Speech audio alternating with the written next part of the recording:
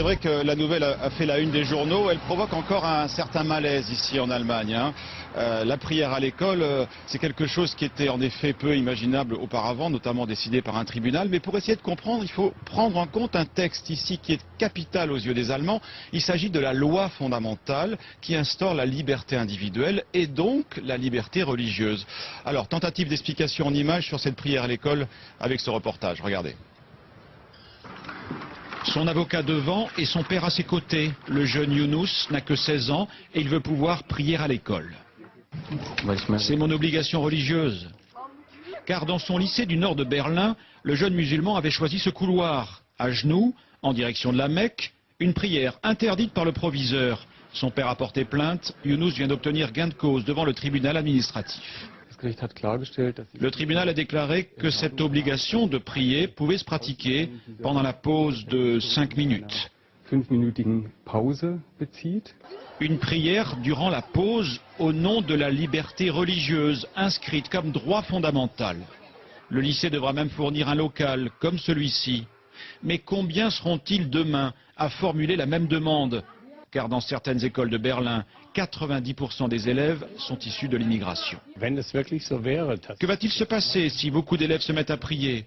Moi j'ai dit il y a 1 an et demi qu'il fallait peut-être libérer une salle de sport pour la prière. Je ne sais pas si on doit aller jusque-là, car jusqu'à présent on a toujours fait une séparation très nette entre l'Église et l'État. La Cour constitutionnelle interdit le crucifix dans les écoles bavaroises, mais le port du voile est toléré.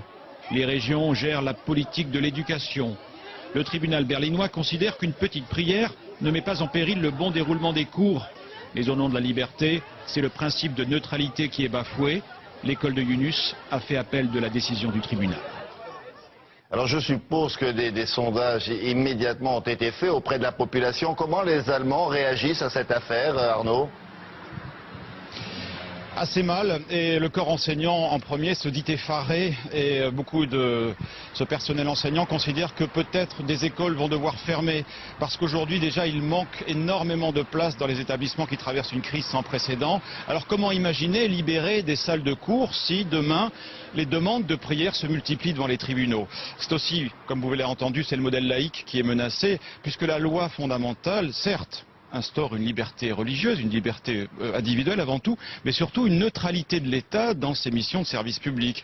Alors notre lycée se trouve face à ces deux principes contradictoires et dernièrement, nous avons entendu aussi une personne faire appel à un changement de la loi parce qu'un autre principe était bafoué, c'est celui de l'intégration. Intégration dans la société allemande pour les enfants qui sont issus de l'immigration.